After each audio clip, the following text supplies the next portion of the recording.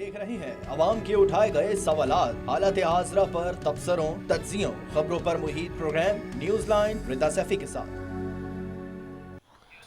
अस्सलाम वालेकुम, मैं हूँ रिदा सैफी। नाजरीन, पूरे मुल्क के अंदर जहाँ एक तरफ बेरोज़गारी है, बढ़ती हुई जो इस वक्त मुआशी मसाइल हैं, इस वक्त जो तालीम के मसाइल हैं, जो बुनियादी मसाइल हैं, उनके ऊपर आम आदमी से जो मुंसलिक हैं बात करने के लिए कोई तैयार नहीं है। दूसरी तरफ हमें नज़र ये आता है कि सियासतदानों की अपनी सियासत और उनके जो अपने मामलात हैं उनके ऊपर ज़्यादा चीज़ें फोकस्ड होती हुई और महवर होती हुई नज़र आती हैं। नए पाकिस्तान में आज महंगाई का बोलबाला होता हुआ नजर आया। एक तरफ यूटिलिटी स्टोर्स पर अशिया की कीमतों में इजाफे का नोटिफिकेशन जारी कर दिया गया, तो दूसरी तरफ वफाकी हुकूमत ने आम आदमी पर एक और महंगाई का जुल्म सितम का पहाड़ ढा दिया। 94% दवाओं की कीमतों में 9 ta 262% तक इजाफे की मंजूरी दे दी गई। तो तीसरी तरफ हमने ये देखा कि कराची में एमकेएम पाकिस्तान कराची में मार्च के लिए निकल गए हैं और साथ ही साथ जो है उन्होंने अपनी जो है रैली का इनेकाद भी किया। लेकिन हम ये देखते हैं कि इस सारे मामले पर जो है कोई अमली तौर पर हमारे हुक्मरानों की कोई चीज़ नज़र नहीं आती है। एक तरफ जहां नए पाकिस्तान में ये बात तय थी कि जी महंगाई कम होगी, लोगों के मसाइल हल होंगे, नई जो है वो मुलाजमतें मिलेंगी, बेरोज़गारी ख़त्म होगी, सेहत का निज़ाम बेहतर होगा, तालीम का मिजाज बेहतर होगा, पानी जैसी और बेसिक बुनियादी ज़रूरियात जैसी जो चीज़ें हैं वो आम आदमी को मैसर होंगी। वहीं पे हमने देखा कि ऐसी कोई सूरत हाल हमें अब तक 2 साल में नज़र नहीं आई। और अब जहां दवाओं पर, यूटिलिटी स्टोर्स पर, अशिया पर एक मरतबा फिर सियासत हो रही है, एक मरतबा फिर कीमतें बढ़ी हैं, कोई पुरसाने हाल नहीं है। सूबों में अपनी अपनी हुकूमतें, सूबाई हुकूमतों की, वहाँ हुकूमतों की कोई रेट नज़र नहीं आती। वहाँ जिसकी मनमानी, जैसी मनमानी, जो मनमानी होती है वो उस नर्क में जो है चीज़ बेच रहा है, चाहे वो फलों की, अशिया ज़रूरियात में अगर हम बात कर लें, या दवाओं की, गोश्त की, सब्जियों की, मसाला जात की, किसी भी चीज़ को उठा लें वहाँ पे बदतरीन निज़ाम इस वक्त राइज है। वहीं दूसरी तरफ हम देखते हैं कि सियासतदान सिर्फ अपनी सियासत ऐवानों में चमकाने के लिए इस वक्त बैठे हैं, चाहे वो एपीसी का मामला हो या फिर कहीं और मुख्तदर हलकों से मुलाकातों का मामला हो, वहाँ पर ही सियासतदान अपनी लड़ाई झगड़े में लगे हुए हैं और कहीं ना कहीं वहाँ बीच में आवाम को भूलकर ये दोनों काम आज कर दिए गए हैं, जो कि इंतहाई दुख और अफसोस के साथ मुझे कहने पड़े हैं। लेकिन एक तरफ हमने देखा है कि कराची में आज एमकेएम पाकिस्तान ने रैली की सारी मंजरनामे पे, और वो रैली दवा दवा भी मैं उस पर तो बात करूंगी, लेकिन इस वक्त मुझे ज्वाइन कर रहे हैं खुर्रम शेर जमान साहब, पाकिस्तान तहरीक इंसाफ से। जाहिर सी बात है सिंध में मरकजी रहनुमा है, उनको मैं खुशामदीद कहती हूँ। Thank you so very much Khurram शेर जमान साहब फॉर ज्वाइनिंग अस। खुर्रम, आपको मेरी आवाज़ आ रही जी है? जी जी, बहुत मुझे शुक्रिया आवाज आ रही खुर्रम, आपने मुझे ज्वाइन किया। है। जी खुर्रम, मैं सबसे पहले तो आपसे जानना चाहूँगी कि जहाँ एक तरफ हम देख रहे हैं कि सियासी मंजरनामा जो है मुल्क के अंदर इस वक्त ओवरऑल बहुत हीटअप हुआ है, उसी की आड़ में अगर मैं कहूँ तो गलत नहीं होगा, दूसरी तरफ हम ये देख रहे हैं कि आज जो महंगाई का बोलबाला हुआ है और उस ज़मन में जो इकदाम उठाए गए हैं वो इंतहाई तकलीफ देह हैं एक आम आदमी के लिए। एक तरफ यूटिलिटी स्टोर्स पर अशिया की कीमतों में इजाफे का नोटिफिकेशन जारी हुआ है, दूसरी तरफ वफाकी हुकूमत ने 94 दवाओं की कीमतों में 9 से 62% तक इजाफे की मंजूरी दे दी है। नए पाकिस्तान में तो ये सारे रिलीफ मिलने थे आवाम को, फिर आखिरकार क्या वजह है कि महंगाई का दिन ब दिन बेकाबू होता जा रहा है? नहीं, देखिए, आप सबको ये बात समझना बहुत ज्यादा जरूरी है कि आपका मुल्क इस वक्त कहाँ खड़ा हुआ है।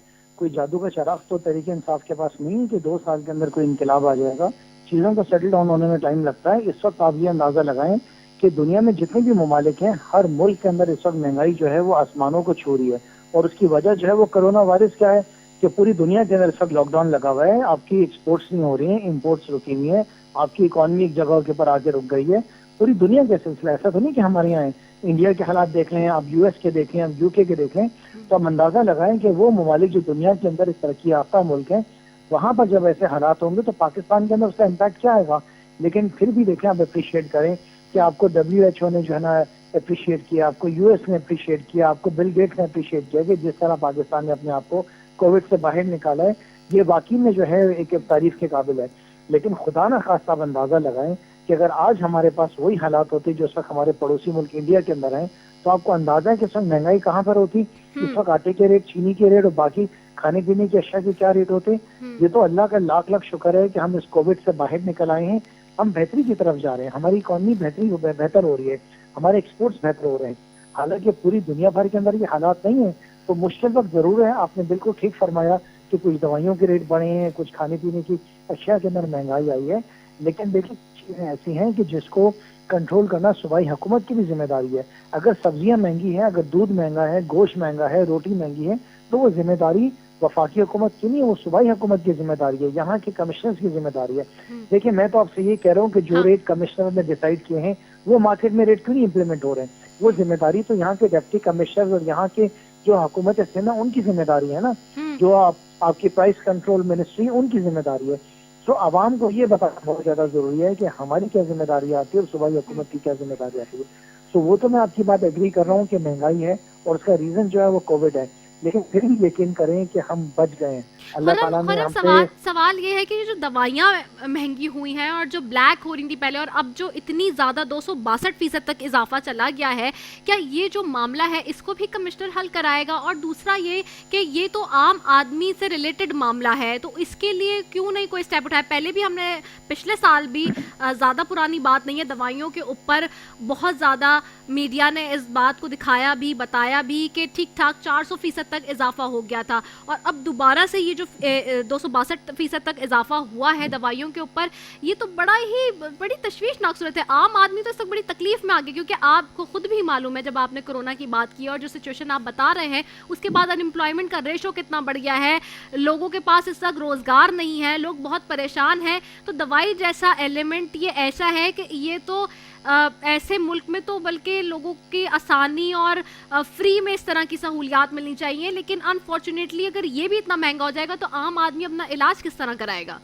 नहीं, कौन से मुल्क की बात कर रही हैं आप? ऐसे मुल्क की आप कह रही हैं? ऐसे मुल्क में कोई हमारा कोई बहुत तरक्याते मुल्क तो नहीं है। इस मुल्क को तो लूट के खा गए हैं, इसको कर्जों में डुबो दिए है। यहाँ तो पूरा मुल्क आधे से ज्यादा गिरवी के ऊपर। वफाकी हुकूमत तो देखें दवाइयाँ नहीं बनाती है, प्राइवेट कंपनी दवाइयाँ बनाती है। मुल्क के इस वक्त हालात ऐसे तो नहीं कि सब्सिडीज अभी उनके ऊपर देखिए रेट जो बढ़ाए हैं ये भी बहुत सोच समझ के, जितना मैक्सिमम जो मिनिमम इम्पैक्ट हो सकता था वो डाला है। सो इस बात को याद रखेंगे, वजीर आजम की नीयत पे शक नहीं किया जा सकता है, ना उनकी टीम पे शक किया जा डेफिनेटली वजीर आजम साहब की नीयत पे शक नहीं है, लेकिन जो नीचे टीम काम कर रही है जिससे वो बार बार कहते हैं कि परफॉर्मेंस को बेहतर बनाए, वो क्यों नहीं उस तरह डिलीवर कर पा रही? नहीं, मेरे ख्याल से डिलीवरी बहुत अच्छी है और डिलीवरी बेहतर होने की जरूरत है। हम नहीं कह सकते हैं बिल्कुल परफेक्ट है, हर इंसान में गलतियां होती हैं, हर हुकूमत गलतियां करती है। बेहतरी की तरफ जाना है, डेफिनेटली आवाम के लिए महंगाई का खात्मा करना है, अगर महंगी है तो उनको भी कम करना है, जो जो चीजों के अंदर रिलीफ मिल सकता है वो जरूर दें। लेकिन देखिए मैंने आपसे बताया कि इस वक्त हम इस वक्त जो है रनवे के ऊपर है, अब हमने टेक ऑफ करना है। ये 2 साल का पीरियड तो आपके सामने कि हमारा कैसे गुजरा, क्या हमारे जो है कर्जों के हमारे हालात थे, क्या मुसीबतें हमारे ऊपर थी, किस क़यामत से हम निकले, कौन सी हुकूमतें, किस किस्म के लोग थे जो इस मुल्क के ऊपर जो है वो हुकूमतें कर रहे थे। डॉक्टर फैसल सुल्तान कह रहे हैं कि हम दवासाज कंपनियों के दबाव में नहीं आ रहे हैं, तो अगर नहीं आ रहे थे तो फिर कीमतों में इतना इजाफा करने की क्या जरूरत पेश आई? देखिए वो तो इस मिनिस्ट्री के जो जिम्मेदार हैं और जो इसके अंदर स्पेशलाइज करते हैं वो आपको बता सकते हैं कि रेट की उसकी दवाइयों की कॉस्ट क्या थी और किन वजूहत पे बनाए। मैं तो उसमें स्पेशलाइज नहीं करता हूँ कि मैं आपको रीजन बता सकूं कि दवाइयों की कॉस्ट कितनी है और क्यों, लेकिन अलबत्ता मैं आपसे जरूर कह रहा हूँ कि महंगाई पे बिल्कुल कंट्रोल होना चाहिए। लेकिन याद रखें कि सब पूरी दुनिया के अंदर तबाही जैसा हाल है, पाकिस्तान फिर भी बचा हुआ है। आप मालूमात कर लें कि इंडिया के अंदर क्या हालात हैं, यूएस, यूके, यूरोपियन कंट्रीज के अंदर क्या हालात हैं।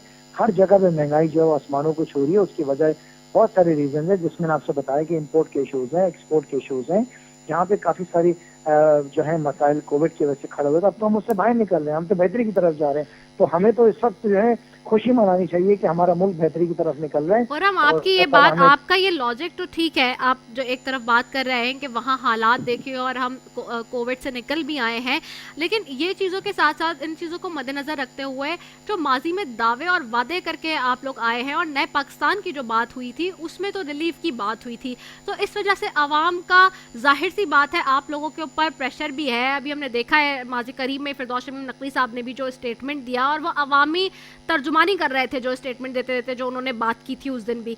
तो ये सारे जो मामलात हैं बेसिकली, उसके लिए तो लोग अल्टीमेटली आप ही की तरफ देखेंगे ना, फेडरल में गवर्नमेंट आपकी है, और फिर जाहिर सी बात है आज भी वफाकी हुकूमत का ये फैसला है, तो उसके बाद अवाम ने देखना तो अल्टीमेटली आप ही की तरफ है ना, उनकी उम्मीदें तो आप ही से वाबस्ता है ना। मैंने आपको बिल्कुल पूरी डिटेल में बताया कि इसके ऊपर क्या इशूज हैं और किस तरीके से उसको देखा जा रहा है, और हम आवाम के साथ खड़े हैं। अवामी हुकूमत आवाम का मैंडेट है जिसके ऊपर आए, और बेहतरी आप समझें कि आपकी जो इस वक्त हुकूमत है और आपका मुल्क जो है वो इस वक्त बेहतरी की तरफ है। आपकी इकॉनमी भी बेहतर है, आपकी फॉरेन पॉलिसी भी बेहतर है, महंगाई भी बिल्कुल कंट्रोल होना चाहिए। आपने ठीक फरमाया। अच्छा खुरम, लास्टली मुझे ये भी बताइएगा, आज एमकेएम पाकिस्तान ने कराची में एक मार्च किया है, रखा हुआ है, जो कि अभी तक चल भी रहा है और वो कर रहे हैं, और उसमें कराची के हवाले से बुनियादी मसाइल और हुकूक की बात उन्होंने की है, और सिंध हुकूमत के बेसिकली ख़िलाफ़ वो उन्होंने मार्च किया है। क्या पाकिस्तान तहरीक इंसाफ का इस पे मौक़िफ़ है? क्या आप उनके साथ खड़े हैं इस सारे मामले पे? क्योंकि जाहिर सी बात है वो आपके इत्तेहादी हैं एक तरफ। नहीं, देखिए, हमारे जो अपने इश्यूज हैं जिनको हम हाईलाइट करते हैं, जैसे कि सूबे भर के अंदर पीने का पानी नहीं, तो स्कूलों में तालीम नहीं है, सूबे भर में जो है अस्पतालों के अंदर जो है वो इलाज के इश्यूज हैं, और लॉ एंड ऑर्डर के इश्यूज हैं। ये जो इश्यूज हैं इनके ऊपर हम बिल्कुल खड़े हैं, और आपके सामने कि हम पिछले दौर से जो है सिंध असेंबली के अंदर हम आवाज उठा रहे हैं। हमने जो है हर इशू के ऊपर जो सिंध का है मसाइल है उस पर हमने आवाज उठाई है, खासतौर पर जो करप्शन है। तो जो चीजें हम हाईलाइट करते हैं वो हम करते हैं। एमकेएम जो है बिल्कुल उनके पास भी पूरा हक है, और आवाज वो उठाते हैं कराची की, हम पूरे सूबे की आवाज उठाते हैं। ठीक है। उसमें उन्होंने जो सबसे अहम बात की है कराची को सूबा बनाने की, आज एक मरतबा फिर उनका मुतालबा जोर दे गया है। क्या इस पे आप मुत्तफिक हैं, कराची सूबा बनना चाहिए? नहीं, उनका शौक होगा, उनकी ख्वाहिश होगी। पाकिस्तान तहरीक इंसाफ जो है इसको बिल्कुल भी जो है सेकंड नहीं करते। हम ये समझते हैं कि हमें सूबे के अंदर बेहतरी लाने की जरूरत है, सूबे में करप्शन का खात्मे करने की जरूरत है, और इस तरह के जो फैसले होते हैं वो आवाम की मर्जी से किए जाते हैं। इस तरह के फैसले किसी एक सियासी जमात की मर्जी से बिल्कुल नहीं किया जाता है, और हम सिंध की तकसीम के जो है वो खिलाफ हैं। ठीक है, बहुत शुक्रिया। खुर्रमशेर ज़मान साहब पाकिस्तान तहरीक इंसाफ से मौजूद थे, मरकज़ी रहनुमा है सिंध के, उनकी टीम के। एक ब्रेक लेते हैं नाज़रीन, ब्रेक के बाद वापस आ रहे हैं।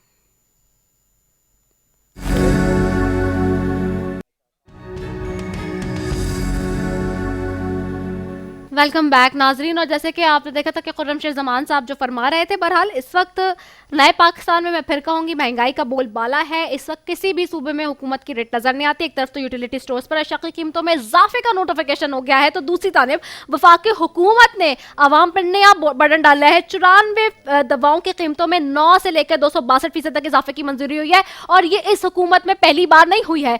इससे पहले भी माजी में अनकरीब हमने देखा था, कुछ महीने पहले 400% तक इजाफा किया गया था और लोगों पर ये अंबार डाला गया था। इसी पे मैं बात करूंगी मजीद। हमें आगे ज्वाइन कर रहे हैं इस्माइल राहू साहब हैं, सूबाई वजीर सिंध हैं, उनको भी खुशामदीद कहती हूँ। बहुत शुक्रिया इस्माइल राहू साहब फॉर ज्वाइनिंग अस। इस्माइल राहू साहब, आपको आवाज आ रही है मेरी?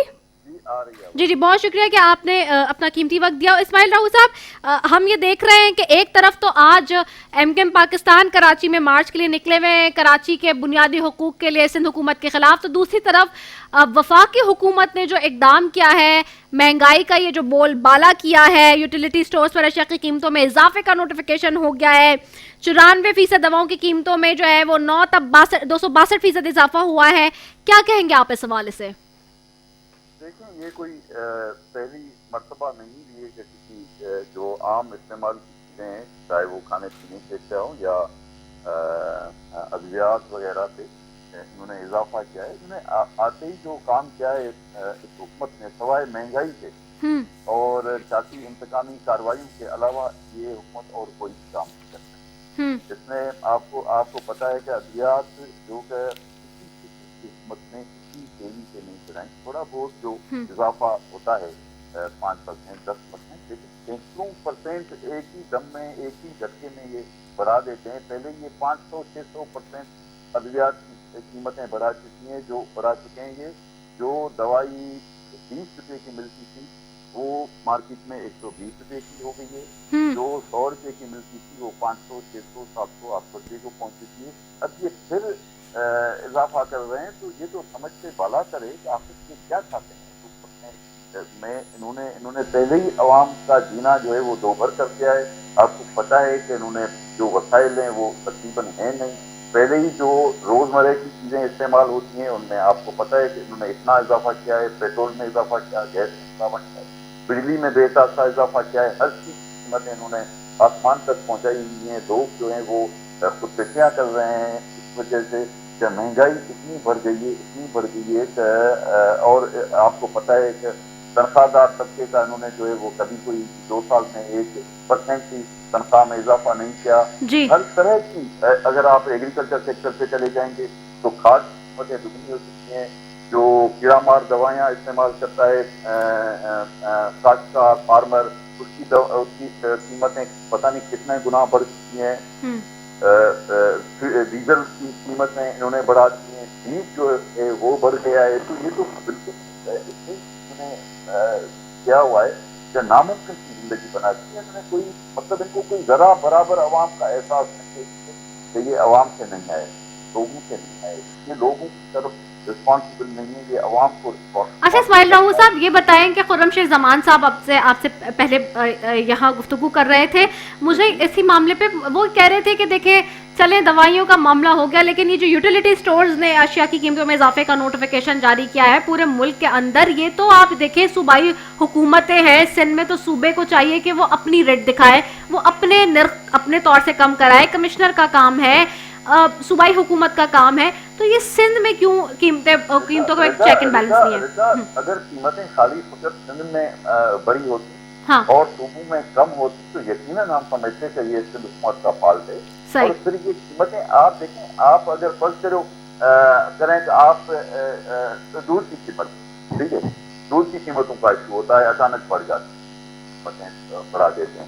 हाँ। लेकिन हम कंट्रोल करने की कोशिश करते हैं, लेकिन जब उनसे हम बात करते हैं कहते हैं कि जी आप ले, आप कहते हैं कि 2 साल पहले वाला तरफ से हम दूध दें तो आप ले, आप जो हम भूसा लेते हैं, हम जो सलीम लेते हैं, हम जो ग्रीन पाउडर लेते हैं, हम जो फ्यूल इस्तेमाल करते हैं, हम जो बिजली इस्तेमाल करते हैं, आप नरसों पे ले आए, पुराने वालों पे हम दूध का नरसों रखते हैं। इस्माइल राहू साहब, क्या ये जो सियासी मामला इस वक्त हीटेबल हुआ है पूरे मुल्क में, जो बेसिक चीजें हैं उनके नर्स आप इतने बढ़ा देंगे तो बाकी अशिया जो होती हैं वो तो लाजमी है कि आप उनको कंट्रोल नहीं कर पाएंगे, वो तो उनके नर्स बढ़ जाएंगे। अच्छा इस्माइल राहू साहब, इस वक्त जो हीटेबल हुआ है पूरे मुल्क में सियासी मंजरनामा, जिसमें APC होती है, जिसमें और मुख्तलिफ जो है वो पिंडोरे बॉक्सेस खुल चुके हैं, क्या उसकी आड़ में आज ये सारी चीजें हुई हैं? क्योंकि देखें अवामी बज़ाहिर ये कहा जाता है कि अवामी मामलात पे ये लड़ाइयाँ हो रही हैं, सियासत हो रही है, ऑपोजिशन APC कर रही है, लेकिन दूसरी तरफ जो असल मामला आज हुआ है ये तो कुछ और ही मंजरनामा पेश कर रहा है। देखिए सियासी मामला तो ये बहुत ही हुक्मरान जो बैठे हैं, इमरान खान जो हेड कर रहा है तो बदकिस्मती से कहना पड़ता है, वरना कहना तो नहीं चाहिए, लेकिन ये सारे जो चीजें हो रही हैं हुकूमत के खिलाफ इत्तेहाद करते हैं, ये पहला ऐसा तो नहीं बना, पहले ही बने हैं, पहली जो आमरीतें हैं या सिविलियन गवर्नमेंट से नहीं उनके खिलाफ इत्तेहाद करते हैं। इतना वो तकलीफ हो गई है और ये जो APC थी, आप उनकी जो बौखलाहट है वो आप नहीं, इत्तेहाद अच्छा है, सारी चीज अच्छी है, लेकिन अवाम आप पूछ रहे हैं कि उससे अवाम का तो कोई फायदा नहीं हो रहा, आज भी कीमतें बढ़ गई, अवाम क्या करे, अवाम किसके पास अपना दुखड़ा लेके जाए? मसला ये तो मसला APC क्यों हुई है? APC इसलिए हुई है कि वो समझती है कि इस वक्त जो हुक्मरान है, इस वक्त जो हुक्मरान जो टोला है, जो उसको लीड करने वाला जो इमरान खान है, और आप मैं भी कम अक्ल हो सकता हूँ, मुझे भी गलतियां हर इंसान से हो सकती हैं, कोई परफेक्ट इंसान नहीं होता, मुकम्मल नहीं होता। लेकिन अब अगर मैं कम अक्ल भी हूँ, मुझमें इतनी दानिश और फहम भी ना हो, और फिर मैं समझूंगा जी मैं अकले कुल हूँ, बलंदर ये बदकिस्मती ये अकले कम अक्ल बहुत सारे लोग होते हैं जिनको फैसले करने नहीं आते, जिनको इतना फहम और तदारक नहीं होता, उनका इदराक कर नहीं पाते, लेकिन वो फिर दूसरों से मशवरा भी कर लेते हैं, दूसरों की बात सुन लेते हैं और देखते भी हैं कि क्या होना चाहिए क्या नहीं होना चाहिए। इमरान खान न्याजी साहब जो हैं वो फिर उस पर जो है मसला ये है कि वो ये समझते हैं कि वो अक्ले कुल हैं। फिर अगर ऐसा शख्स जो कम अक्ल हो और वो समझे कि मैं अक्ले कुल हूँ और फिर उससे तीखी कि एक वो चीफ एग्जीक्यूटिव उसको बना दिया जाए तो फिर ऐसे ही बलंदर होंगे जैसे पाकिस्तान में हो रहे हैं। अच्छा ठीक है, अच्छा ये आपकी शिकायतें वफाक से हो गई, अब शहरी हुकूमत को सिंध गवर्नमेंट से जो है वो शिकायतें रही माजी में, और आज एमकेएम पाकिस्तान को और यहाँ सिंध में ऑपोजिशन को आपसे सख्त तरीन नाला है और नाराजगियाँ और शिकायतें, जिसकी वजह से आज एमकेएम पाकिस्तान कराची में मार्च के लिए निकल गए, जिसमें वो कह रहे हैं कि बुनियादी जो मसाइल हैं, दरीना मसाइल हैं, वो सिंध गवर्नमेंट हल करने में कराची वालों के, सिंध वालों के नाकाम रह गई है। बिलखुसूस ये फ्लड भी आया उसके बाद, बारिशों के बाद वो कह रहे हैं, और आज जो वो ये कह रहे हैं बातें कि जी कोटा सिस्टम, डोमिसाइल जाली, हल्का बंदियों का मामला, ये सारी चीज़ें, पानी का मामला, इतने बड़े शहर के अंदर सूबाई ट्रांसपोर्टेशन का निज़ाम का मामला कुछ भी नहीं है, जिसकी वजह से आज वो ये एहतजाज कर रहे हैं, सड़कों पर हैं, इस वक्त रैली जा रही है उनकी।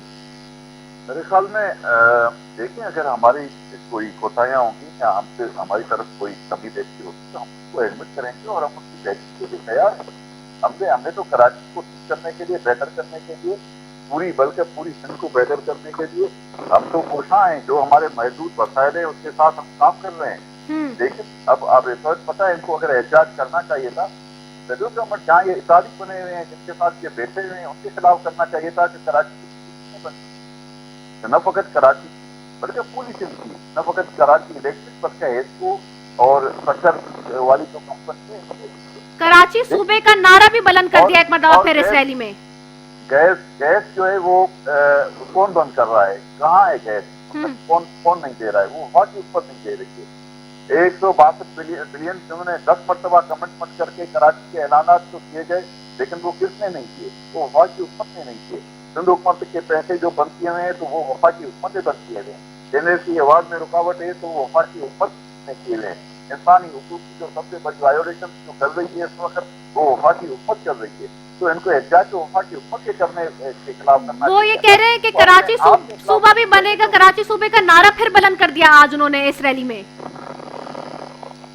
नारा वो कोई भी बुलंद करें, लेकिन कराची सिंध है और सिंध कराची है, ये बात जो है वो बिल्कुल तय है। मैं समझता हूँ कि ये बात कई मरतबा हो चुकी है। ठीक है, ठीक है, बहुत शुक्रिया इस्माइल राहू साहब, सूबाई वजीर सिंध इस वक्त हमारे साथ थे और उन्होंने ये बात तय है कि कराची सिंध है, यानी कि फिर वही वाली बात आ रही है। एक ब्रेक लेते हैं जी, ब्रेक के बाद वापस आ रहे हैं, स्टे ट्यून्ड।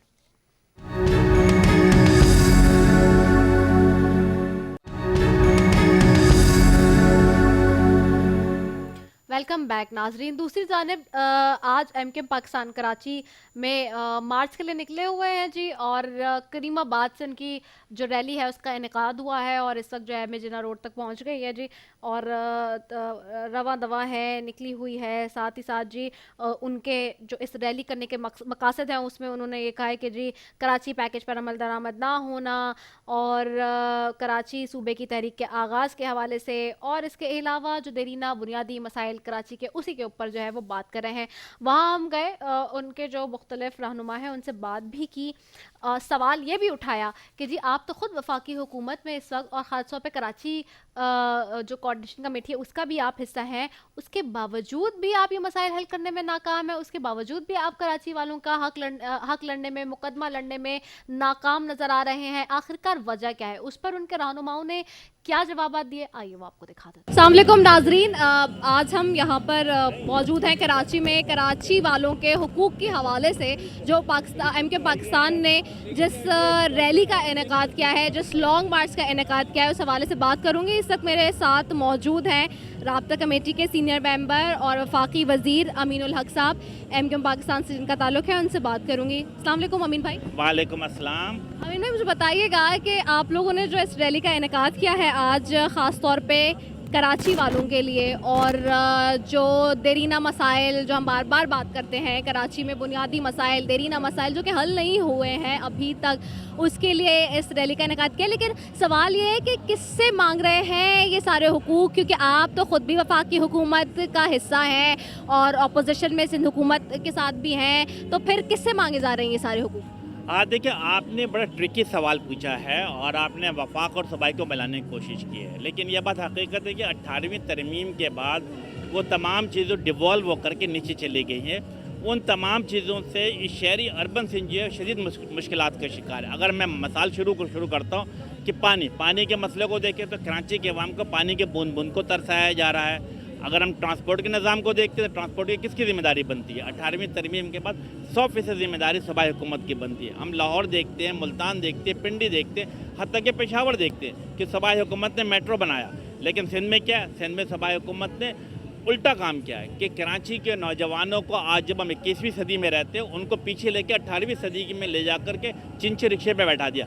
क्या कराची का नौजवान इस बात का हकदार नहीं है कि वो भी 20 रुपये दे के एयर कंडीशन बस पे सफ़र करे? यकीनन है, लेकिन ये इसके साथ साथ अगर आप देखेंगे कि जाली डोमिसाइल की बुनियाद बनाकर कराची के नौजवानों को न सिर्फ रोज़गार बल्कि तालीमी इदारों से भी दूर रखा जा रहा है। तो इन तमाम चीज़ों को देखते हुए MKM पाकिस्तान ने फैसला किया कि एक सिंध हुकूमत के ख़िलाफ़, और जो वफाक से भी हमारी चंद शिकायत मौजूद हैं, लेकिन हम उस पर भी डिस्कस करेंगे, लेकिन पहले सिंध हुकूमत की बात कर लेते हैं। यस, सिंध हुकूमत के ख़िलाफ़ एक भरपूर रैली निकाली जा रही है और इंशाअल्लाह ताला आज आप रैली में रिदा देखेंगे कि इंशाअल्लाह ताला के जो जोश और खरोश पाया जाता है, जिसके अंदर आपने देखा कि न सिर्फ नौजवान हैं, बुजुर्ग हैं, बल्कि ख़वातीन की बड़ी तादाद मौजूद है। इंशाअल्लाह ताला ये कराची की तारीख साज इस रैली से क्या प्रेशराइज होगी सिंध गवर्नमेंट? क्या ये देरीना मसाइल, बुनियादी मसाइल हल होंगे जो माजी में भी हम देख रहे हैं कि अब तक हल होते हुए नहीं आए? मैं समझता हूँ कि देखिए MKM पाकिस्तान एक जमहूरी सियासी पार्टी है और हमेशा सियासी तरीके से, जमहूरी तरीके से अपनी जद्दोजहद करती है। पहले हमने प्रेस कॉन्फ्रेंस की, असेंबली में रेजोल्यूशन जमा किया और अब हम सड़कों पर आए। इंशाअल्लाह ताला अब हम सड़क पर आकर के अपनी बात मनवाने की कोशिश कर रहे हैं। मैं समझता हूँ कि वफाकी हुकूमत को भी और साथ साथ मुख्तलिफ हल्कों को भी ये बात समझना चाहिए कि इनफ इज़ इनफ। कराची के अवाम का सब्र का पैमाना लबरेज होता जा रहा है। कराची के अवाम में एहसास महरूमी बढ़ती जा रही है। ऐसा ना हो कि एहसास महरूमी किसी और चीज़ में तब्दील हो। अच्छा, कराची कमेटी भी बनी है ना, और उसमें भी आप मौजूद हैं, तो अब ये जो सारे मसाइल हैं बेसिकली सिंध गवर्नमेंट के साथ, तो समझ में आ रहा है कि वो नहीं मान रहे, लेकिन उस वक्त भी वहाँ भी कराची कमेटी में सिंध गवर्नमेंट भी हिस्सा है, तो उसके बाद अभी आप समझ रहे हैं कि उस पर भी काम हो रहा है एक्टिवली और चीज़ें होंगी उस तरह से जिस तरह से पेशरफ्त होनी चाहिए? देखिए रिदा, बड़ी इंपॉर्टेंट बात यह है कि कराची जो कमेटी बनाई, ट्रांसफॉर्मेशन कमेटी जो बनाई गई है, इसके अंदर 6 नुमाइंदे मौजूद हैं, वफाक के भी हैं और 3 सूबाई के भी हैं। और इसमें सबसे जो खूबसूरत बात आप देखेंगे कि इसमें कोई कन्वेनर नहीं है, बराबरी की बुनियाद पे काम हो रहा है। और साथ साथ आप चूँकि इंतहाई बाखबर सहाफ़ी हैं और आपने यकीनन इस्लामाबाद का चश्मदीद गवाह भी रही है कि उनमें मुख्तलिफ हल्के भी बैठते रहें और उसके बैकग्राउंड पे सुप्रीम कोर्ट ऑफ पाकिस्तान की ऑब्जर्वेशन भी मौजूद है। तो यकीनन इस बात की पूरी उम्मीद है कि जो वादा, जो दावा किया जा रहा है उस पर अमल किया जाएगा। क्या वजह सिंध गवर्नमेंट जो है, आप जो कि जाहिर सी बात है मुख्तदर हल्के भी मौजूद हैं, सुप्रीम कोर्ट की ऑब्जर्वेशन भी है, बार बार वफाक भी समझाती रही है, लेकिन आप भी अब प्रोटेस्ट करें, लेकिन इसके बावजूद सिंध गवर्नमेंट अपना किबला दुरुस्त करने के लिए राज़ी नहीं है? देखिए, सिंध हुकूमत की क्या पॉलिसी है? पिछले 12 साल से वो सिर्फ और सिर्फ कमीशन बनाना, कमीशन खाना। आज अगर हम देखते हैं पापड़ वाले, छोले वाले, इन तमाम के, या दुबई बैंक, उन तमाम जो पैसे बरामद होते रहे हैं। लेकिन अब मैं समझता हूँ कि न सिर्फ वफाकी हुकूमत भी, मुख्तदर हल्के भी, सुप्रीम कोर्ट ऑफ पाकिस्तान भी और सियासी हल्के भी इस बात से बाखबर हैं। पूरा प्रेशर डेवलप किया जा रहा है और कोशिश की जा रही है कि इस दफ़ा काम लाजमी तौर पर हो। इलेक्ट्रिक का बड़ा मसला इस वक्त सबसे ज़्यादा कराची में है। शहर में बिजली नहीं है, 19 घंटे की लोड शेडिंग हो गई है। आप वफाक में बैठे हैं, बार बार आपसे भी लोग सवाल कर रहे हैं कि वफाक को, उमर अयूब साहब को, खासतौर पर नदीम बाबर साहब को प्रेशराइज करने की बात होती है। क्या किया अब तक आपने? के इलेक्ट्रिक बिल्कुल साफ गोई से काम लेते हैं। हम MK में समझते हैं माफिया के तर्ज पे काम कर रही है, जितने रियासत के अंदर रियासत बना रखा है। मैं समझता हूँ कि के इलेक्ट्रिक को हर सूरत में कान पकड़ना बहुत ज़रूरी है। कैबिनेट में भी इसकी डिस्कशन हुई है। कौन पकड़ेगा? मैं समझता हूँ ये जिम्मेदारी नेपरा की भी बनती है और नेपरा जो रेगुलेटरी बॉडी है, यस, नेपरा के जो चेयरमैन है, मैं समझता हूँ तौसीफ फारूकी साहब, कदरे बेहतर तरीके से भी उन्होंने प्लांटी भी लगाया, मेरा ख्याल 20 या 22 करोड़ का। उसका लेकिन कोई हल नजर नहीं आया, उल्टा और मजीद घंटे बढ़ा दिए गए लोड शेडिंग के। मैं समझता हूँ कि इसके ऊपर अब बाकायदगी से मुनज़्ज़म तरीके से काम हो रहा। मुझे इस बात की पूरी उम्मीद है कि अब आने वाले सालों में के इलेक्ट्रिक के कान पकड़ के उनके मामलात को दुरुस्त किया जाएगा और कराची में जो खौफनाक किस्म की लोड शेडिंग है उस पर कमी आएगी। ठीक है, बहुत शुक्रिया अमीन भाई। शहर के हुकूक मांग रहा हूँ अपने नौजवानों के लिए, अपनी इमारतों के लिए, अपने सेवरेज के लिए, अपने कचरे के लिए। और ये हुकूक देने में अगर किसी को जज्बाती होना है, होता रहे। किसी ने लड़ने मरने की बातें करनी है, बिस्मिल्लाह। अगर अभी भी जो है सिंध गवर्नमेंट नहीं मानती, तो फिर इसके बाद अब नेक्स्ट प्लान क्या सोचा हुआ है? क्या असेंबली से इस्तीफे देने की कोई बात सोची है या कोई इस तरह का काम करना है फिर, या किस तरह प्रेशर बिल्ड करना है? क्योंकि वफाक में भी आप बैठे में, और वफाक ने भी वो अभी तक मुतालबात पूरे नहीं हुए जो क्लॉजेस पर आप वफाक के साथ भी बैठे थे। देखें, असेंबली की करारदादें, अदालतों के केसेस, जमहूरी रैलियां, धरने, ये सब सोच समझ के होते हैं और सामने हुक्मरानों को भी सोच समझ के महसूस करना चाहिए लोगों का दर्द। लेकिन जब सोचे समझी जमहूरी इक़दाम पे कोई अमल नहीं हो रहा तो वो अगला इक़दाम हम भी बगैर सोचे समझे ही करेंगे। ठीक है, बहुत शुक्रिया। ख्वाजा इज़हारुल हसन साहब हमारे साथ मौजूद थे और उन्होंने कहा कि अगला जो लाएअमल तय किया जाएगा या इकदाम उठाया जाएगा वो भी सोच समझ के उठाया जाएगा। बहरहाल इस वक्त ये रैली एमकेएम की जा रही है, एमकेएम पाकिस्तान की, और कराची वालों के लिए जो उनके बुनियादी और दरीना मसाइल हैं उसके हवाले से जो है इस रैली का इनेकाद किया गया है, जो अभी इस वक्त अपने रास्ते पर गामजन है और अपनी मंजिल की तरफ रवा दवा है। इस वक्त मेरे साथ फैसल सफजारी साहब मौजूद है, राब्ता कमेटी के सीनियर रहनुमा हैं और मरकजी रहनुमा एमकेएम पाकिस्तान से, उनसे भी बात करती हूँ। अस्सलाम वालेकुम। जी वालेकुम सलाम। फैसल साहब, सबसे पहले तो ये बताएं कि इस रैली के निकालने का आज मकसद क्या है?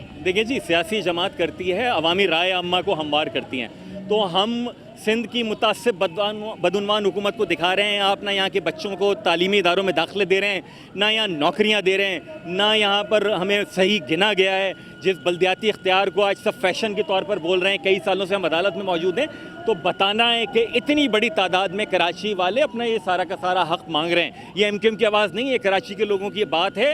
ये सिंध, ये किसी वडेरे की औताक नहीं है कराची, अगर किसी की जागीर नहीं है कराची। अच्छा, ये इतने साल से जो बुनियादी और दरीना मसाइल हैं जो कि कराची के लोग नहीं दे रहे हैं, सो अब इसके बाद लाएअमल क्या प्रॉपर्ली तय किया? क्योंकि कराची कमेटी में भी आप लोग हैं, इस वक्त अपोजिशन में सिंध हुकूमत के साथ भी बैठे हुए हैं, तो फिर कैसे करेंगे, मनवाएंगे अपने मुतालबा? देखिए, सियासी जमात यही करती है, लोगों में जाते हैं, लोगों की राय लेते हैं, उनको मोबिलाइज करते हैं, उनको मुतहर्रिक करते हैं, ऐवानों में उनकी बात करते हैं, अदालतों में उनकी बात करें। ये सारे के सारे फ्रंट्स हैं। सियासी जमात के पास कोई फ़ौज नहीं होती कि हम जालिम वडेरों के ख़िलाफ़ चढ़ाई करते हैं। हम ये दिखाना चाहते हैं उन लोगों को भी जिन्होंने कराची को आधा गिना है कि देखो कितने हैं कराची वाले। हम उनको ये दिखाना चाहते हैं कि जो तुम्हारा जुल्म और ज़्यादती है, कराची की अक्सरियत इसको नहीं मानती, मंजूर नहीं करती। क्या कराची मनसूबा बनना चाहिए, क्या एडमिनिस्ट्रेटिव ब्लॉक बनना चाहिए?